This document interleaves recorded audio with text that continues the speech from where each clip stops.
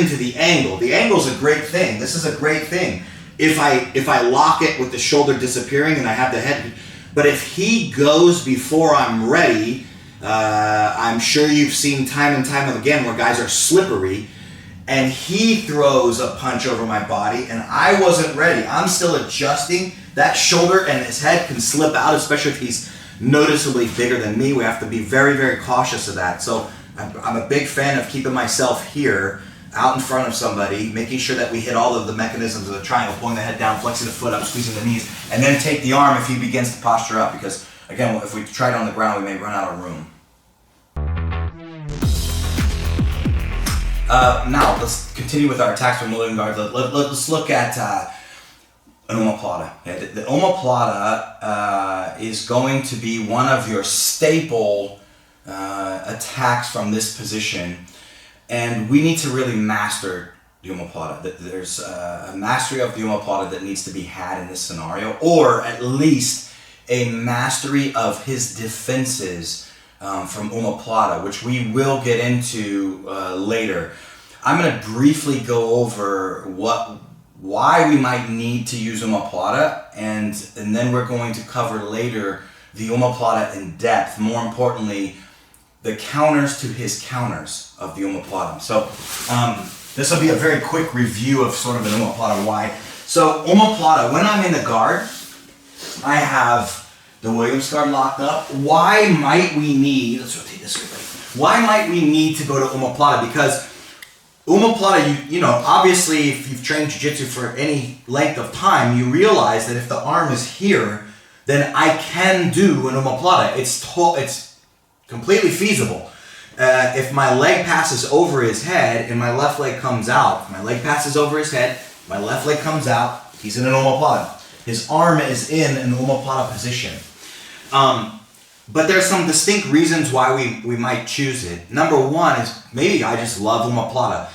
If I am a humongous fan of omoplata, that's my game, well then you can go right to it. The arm is in a position where it needs to be. As long as I have his head framed out, then it's not a far stretch for me to bring my calf over his head and then limp arm out and make sure that my arms are where they need to be. And we're going to cover this in big detail later.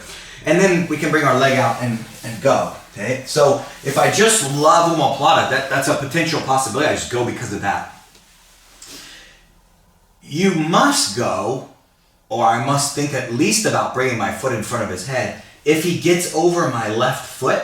So if I were to make a mistake with my left foot, or maybe he's just that good, and he steps the leg over my foot, it's time to get a move on. It's time to bring the foot, or the leg, I should say, not my foot, over his face, because that blocks him out from coming into or above my knee, my left knee. If it gets above my left knee, the strength of this guard is going to go diminish very, very quickly, because he'll be able to flatten me out. So if he steps over my left leg, it's time to put your shin over his face, because we need to. And this provides a wall. Either I turn, or it provides a nice wall for me to bring my left leg out and start looking for our omoplatas.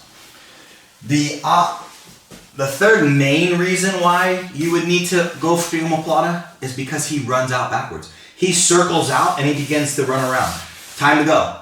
Because again, we'll look at later if I don't go, there are some counters that are not good for me. If he circles around my head and runs around and I'm still hanging onto my frame, then we're gonna get our guard passed. So you'll need to go if they just choose, hey, omoplata is the lesser of the evils of this guard. Trap triangle is somewhere I don't want to be. I've already defended the arm. If I'm in it, I'm already defended the arm by not presenting that inside tie and driving hard enough. Trap triangle, a second follow-up, I don't want to be there. I know it's horrible. So I'm going to accept omoplata because I feel like it's the lesser of the evils. And my hope is to show you that it is in no way, shape, or form the lesser of the evils when we look at the counters to the counters. My intention, and I love omoplata, so I'm hoping to impart on you guys out there that when you understand the counters of the counters, you can put yourself in a very, very good position, if not submit, using the omoplata. So three main reasons why in this guard you're gonna need to use the omoplata. So I hope that makes sense, and we're gonna look in a very short time about how and why and what to do when these three scenarios happen. Let's continue to look at some attacks from the trap triangle. Now, I wouldn't, well, I'm about to call these low percentage attacks, but they're not low percentage in that they don't work. Sometimes the submission is not going to work that you're going for, but it's going to give you other things, and I'm going to explain that in a second. So, when we're in, it's from trap triangle. So I've got myself into a trap triangle position. The arm is still tucked down. Now we've taken a look at opposite side triangle, which is my favorite attack. I'm a big believer in strangles over joint locks, and some other various things. Kimura have a very meaty grip. We're going to look at a technique I call clasped Kimura. This one, clasped Kimura and reverse grip Kimura. And here's what they are. When the arm is tucked down, and I feel like for some reason maybe opposite side triangle just isn't for me, or you prefer joint locks, we'll make the thin hand. This cougar paw is very thin, so whether you're gi or no gi, it's not going to get stuck on the material. This is the hand that I make usually when I put my hand in small places. And then we need to create the space. So I'm going to bounce my hip up and then bounce it down. And you see my hand will pop through the joint of the elbow.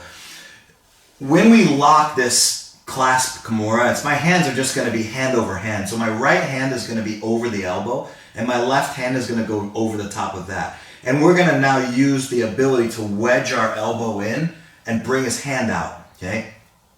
This is where we're just going to use a turning motion. Okay. But you can see